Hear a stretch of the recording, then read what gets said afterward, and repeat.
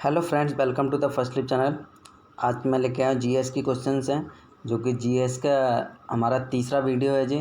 तो इसमें हम डिस्कस करेंगे प्रीवियस क्वेश्चंस के जीएस के क्वेश्चनों को। चलिए स्टार्ट करते हैं आज का वीडियो। और जिन लोगों ने हमारा चैनल अभी सब्सक्राइब नहीं किया है वो प्लीज़ चैनल को सब्सक्राइब ज़रूर कर लें। चलिए स्टार्ट करते हैं। पहला क्वेश्चन, पाटनवाड़ी एक भेड़ की नस्ल है जो हौजरी ऊन की गुणवत्ता के लिए जानी जाती है। डैश की है?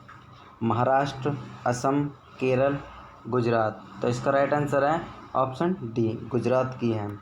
भारत देश के अनेक भागों में भेड़ों को ऊन हेतु पाला जाता है। गुजरात के सौराष्ट्र एवं कच्छ क्षेत्रों में 3 बेहतर नस्लों की भेड़ें पाई जाती हैं। कितनी? 3 नस्लों की भेड़ें पाई जाती हैं, जिसमें पाटनवाड़ी कॉर्पेट ऊन नस्लों में से एक है। नेक्स्ट पॉइंट है, पाटनवाड़ी नस्ल की बादियारी, देसी, चारोतारी आदि नामों से भी जानी जाती है। पाटनवाड़ी नस्ल की भेड़ों की ऊन बहुत गर्म होती है, इसलिए इसका उपयोग हौजरी कपड़ों में किया जाता है। ओके, तो चलिए दूसरा क्वेश्चन देखते हैं। निम्नलिखित में से कौन सा रोग जीवाणु द्वारा प्रभावित नहीं होता? Anthrax, TB, rubella, cholera. तो इसका जो राइट आंसर है option C, rubella. Next question है, निम्नलिखित पर विचार करें और सही उत्तर चुनिए। ऑन्कोलॉजी कैंसर का अध्ययन, बी है डर्मेटोलॉजी त्वचा रोगों का अध्ययन। दोनों सही है, दोनों गलत है। तो इसका जो राइट आंसर है ऑप्शन सी, दोनों सही है। नेक्स्ट क्वेश्चन है, बेकिंग सोडा का दूसरा नाम है सोडियम बाइकार्बोनेट, बी है सोडियम कार्बोनेट, सी है सोडियम सल्फेट, डी है सोडियम हाइड्रोक्साइड। तो इसका जो राइट आंसर है ऑप्शन ए, सोडियम बाइकार्बोनेट। नेक्स्ट क्वेश्चन है, निम्नलिखित पर विचार करें और सही उत्तर चुनिए। अमास्य हाइड्रोक्लोरिक अम्ल, बी है चीटी फार्मिंग अम्ल। दोनों सही है, दोनों गलत हैं। तो इसका राइट आंसर है ऑप्शन सी, दोनों सही हैं। हाइड्रोक्लोरिक अम्ल मानव के अमाशय में उत्पन्न होता है। यह एक प्रबल अम्ल है जो भोजन के पचाव में सहायक होता है। हाइड्रोजन क्लोराइड गैस के जलीय विलयन को ही हाइड्रोक्लोरिक अम्ल कहते हैं। चींटियों द्वारा उत्पन्न अम्ल को फार्मिक अम्ल कहते हैं। जो चींटियों के द्वारा उत्पन्न होता है अम्ल, इसको फार्मिक अम्ल कहते हैं। रासायनिक रूप से यह एक साधारण कार्बोक्सिलिक अम्ल है। ओके, चलिए नेक्स्ट क्वेश्चन देखते हैं। निम्नलिखित में से कौन सा एक पदार्थ के रासायनिक परिवर्तन के लिए उदाहरण है? ऑप्शन ए लोहे का जंग लगना, ऑप्शन बी फलों का पकना, ऑप्शन सी अंडे का आमलेट बनना, ऑप्शन डी उपरोक्त सभी। तो इसका राइट आंसर है ऑप्शन डी, उपरोक्त सभी। किसी भी पदार्थ में होने वाला परिवर्तन जिससे नया पदार्थ प्राप्त होता है तथा कि जो मूल पदार्थ के रासायनिक गुणों से पूर्णतः भिन्न होता है। लोहे में जंग लगना एक रासायनिक परिवर्तन है। लोहे में जंग लगता है वो क्या है? रासायनिक परिवर्तन है। इस प्रकार अन्य रासायनिक परिवर्तन हैं फलों का पकना भी, अंडे का ऑमलेट बनना आदि, ये सब। चलिए नेक्स्ट क्वेश्चन देखते हैं। गांधी के बाद भारत एक पुस्तक डैश द्वारा लिखी गई? बिपिन चंद्र, रामचंद्र गुहा, उपिंदर सिंह, सतीश चंद्र। गांधी के बाद भारत, ये पुस्तक किसके द्वारा लिखी गई थी? यह हमारे ऑप्शन बी रामचंद्र गुहा के द्वारा लिखी गई। रामचंद्र गुहा ने गांधी के बाद इंडियन आफ्टर गांधी नामक पुस्तक की रचना की। और रचना किसमें की? अंग्रेजी भाषा में वर्ष 2007 में की थी। कब की थी? 2007 में की थी। और इसकी भाषा कौन सी है? अंग्रेजी।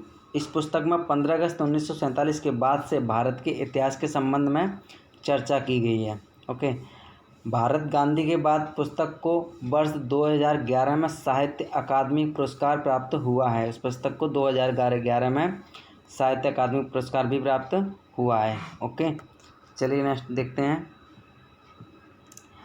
ग्राम पंचायत और ग्राम सभा की बैठकें डैश द्वारा आहूत की जाती हैं? जिला मजिस्ट्रेट, ऑप्शन बी ग्राम पंचायत अध्यक्ष, ऑप्शन सी है ग्राम पंचायत सचिव, ऑप्शन डी जिला पंचायत अध्यक्ष। फिर बैठकें की जाती हैं किसके द्वारा की जाती हैं? ऑप्शन सी ग्राम पंचायत सचिव के द्वारा।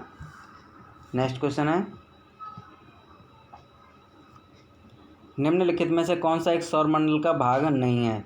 क्षुद्र ग्रह, उल्कापिंड, चंद्रमा, उपयुक्त में से कोई नहीं। एक सौरमंडल का क्या नहीं है? भाग नहीं है। तो क्या है आंसर इसका? उपयुक्त में से कोई भी नहीं। सूर्य में 8 ग्रह हैं, उपग्रह तक कुछ अन्य खगोलीय पिंड जैसे क्षुद्र ग्रह एवं उल्कापिंड मिलकर सौरमंडल का निर्माण करते हैं। सूर्य के और 8 ग्रह और उपग्रह तक अन्य पिंड मिलकर क्या करते हैं? सौरमंडल का निर्माण करते हैं। इस निकाय को सौर परिवार कहा जाता है। इसको सौर परिवार भी कहा जाता है। और इसका मुखिया कौन है? मुखिया है इसका सूर्य। सूर्य क्या बोला जाता है? इस सौरमंडल का मुखिया। ओके, चलिए नेक्स्ट क्वेश्चन देखते हैं।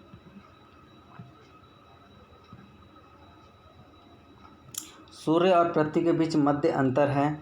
Option A 1 AU, option B है 0.5 AU, option C 0.25 AU, option D है 0.75 AU। तो इसका राइट आंसर है ऑप्शन ए 1 AU। ओके, सूर्य सौरमंडल के केंद्र में स्थित एक तारा है जिसके चारों ओर सौरमंडल के सभी निकाय परिक्रमा करते हैं। सूर्य और ऊर्जा का भंडार है जिसका छोटा भाग पृथ्वी पर पहुंचता है। सूर्य क्या है? ऊर्जा का एक भंडार है, इसका छोटा सा भाग हमारी पृथ्वी पर पहुंचता है। सूर्य और पृथ्वी के मध्य औसत दूरी कितनी है? 93 मिलियन। 93 मिलियन क्या है जी? क्या हमारी औसत दूरी है? 150 मिलियन किलोमीटर, करीबन 150 किलोमीटर, मिलियन किलोमीटर है। ओके, चलिए दूसरा क्वेश्चन देखते हैं। एक द्वीपीय राष्ट्र मालदीव डैश में स्थित है? प्रशांत महासागर, अंटार्कटिका महासागर, दक्षिण महासागर, हिंद महासागर। तो इसका right answer option D Hind महासागर। हिंद महासागर में स्थित होने के कारण जलवायु का इस पर बड़ा प्रभाव पड़ता है, जो यहाँ का सबसे बड़ा नगर भी है। मालदीव की मुद्रा मालदीवी रुपया है। मालदीव की जो मुद्रा है वो क्या है? मालदीव रुपया। मालदीवी है, मालदीवी रुपया। ओके, मालदीवी रुपया।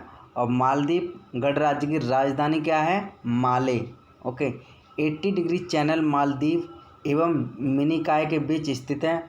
मालदीव एक प्रवाल द्वीप भी है। ओके, नेक्स्ट क्वेश्चन देखते हैं।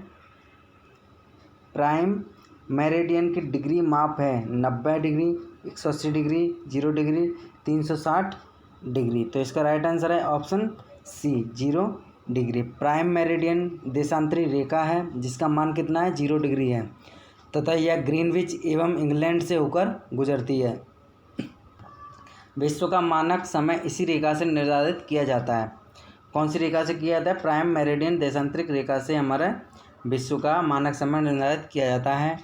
प्राइम मेरिडियन के पूर्व में स्थित 180 डिग्री तक देशांतर, पूर्वी देशांतर तक पश्चिम की ओर स्थित देशांतर पश्चिमी देशांतर कहलाते हैं। ओके, नेक्स्ट क्वेश्चन है।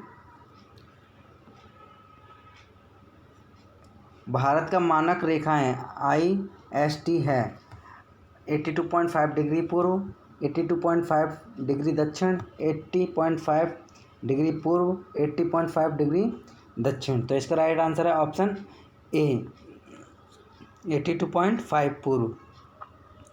पूर्वी देशांतर जो कि इलाहाबाद के निकट नैनी से गुजरती है।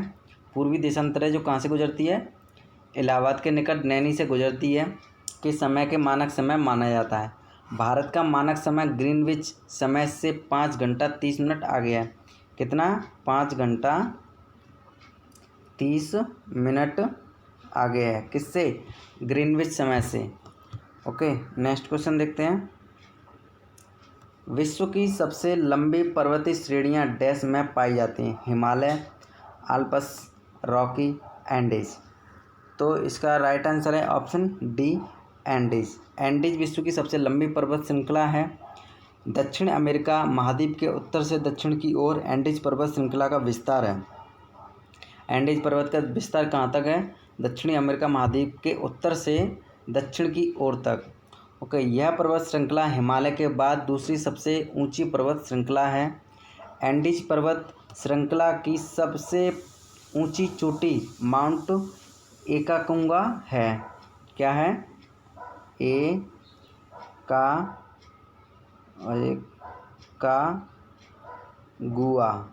एकाकुआ है। ओके, नेक्स्ट क्वेश्चन है,